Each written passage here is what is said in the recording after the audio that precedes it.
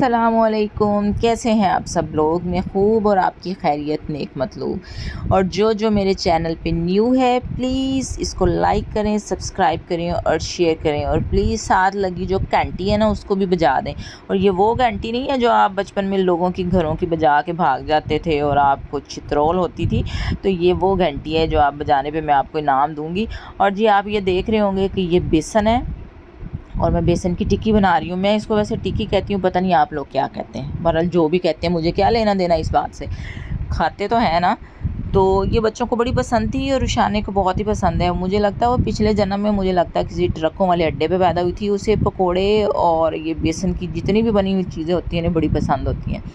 ये एक बेसन की टिक्की बन चुकी है और दूसरी बन रही है। और गोल इतनी नहीं बनी है, उसकी वजह ये थी कि एक हाथ से मैं वीडियो बना रही थी, दूसरे हाथ से मैं गोल कैसे बना लेती। मैं कड़ा किसी सच्चे चो पाया है ऐसी। बहरहाल गोल ना भी हो जानी तो मुँह के अंदर ही है ना, गोल हो मटोल हो जैसी भी हो।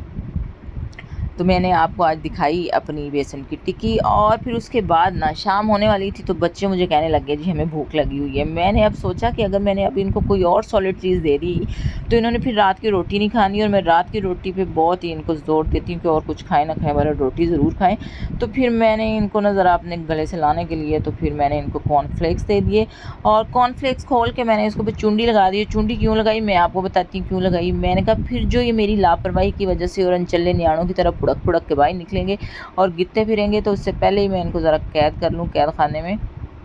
तो ये मेरे पास पहले कुछ कॉर्नफ्लेक्स पड़े हुए थे वनीला फ्लेवर के, और आनिशा मेरे साथ जाके तो ये स्ट्रॉबेरी वाले लेके आई। तो ये भी 3 प्लेटों में तीनों बच्चों के कॉर्नफ्लेक्स थे। मैं वैसे ऐसी चीज़ें नहीं पसंद करती और ना मैं इतना कुछ खाती हूँ, पर बच्चे बहुत इंजॉय करते हैं। तो फिर मैंने बच्चों को ये कॉर्नफ्लेक्स बना के दिए। और मैं आजकल मुझे समझ नहीं आ रही है, गर्मी इतनी है, मैं बाहर निकल बहुत कम रही हूँ, तो मुझे समझ नहीं आ रही थी कि मैं कौन सी वीडियो अपलोड करूँ। लोग अपनी रूटीन शेयर करते हैं, सारा कुछ शेयर करते हैं, मुझे वो शेयर करने में थोड़ी सी ना पता नहीं क्यों शर्म आती है।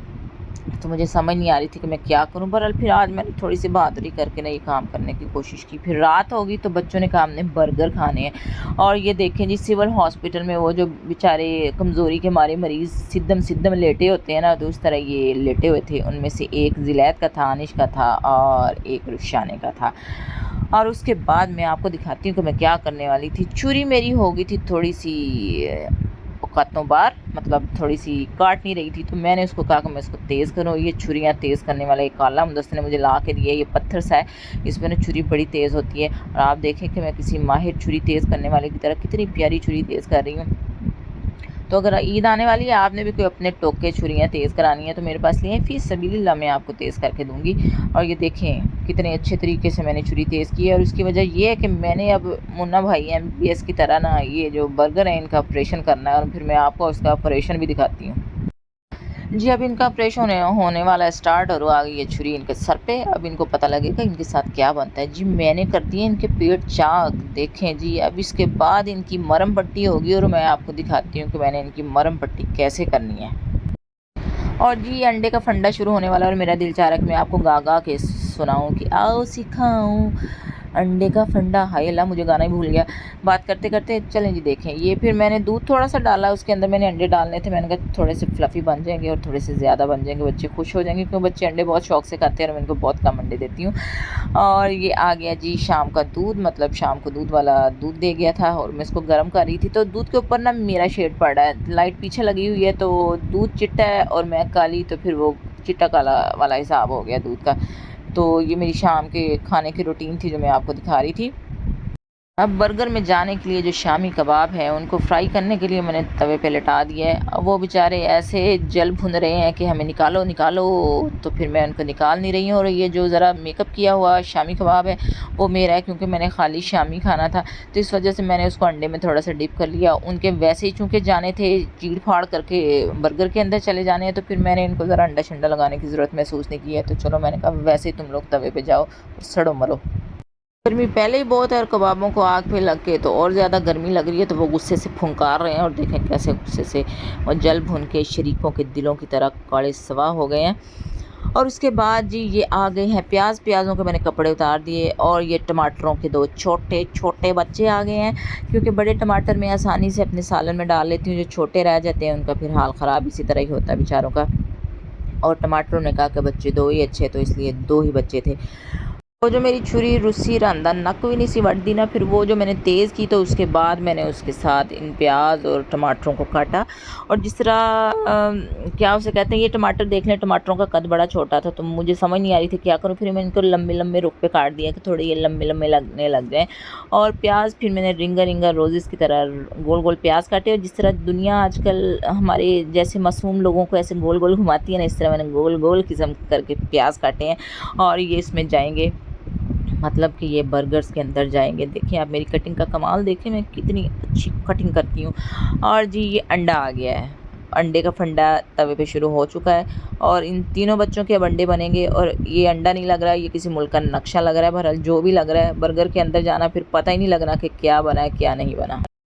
और अब जी आ गई है ये मायनीज़ जो उन बर्गर्स के अंदर जाएगी, जिसके साथ इनकी मरम पट्टी होगी। और ये केचप आ गई थी, देखें जी एक साइड पे मैंने वो उसे क्या कहते हैं, केचप की लेपा पोती कर दी है, और दूसरी साइड पे मैंने मायनीज़ लगा दी है।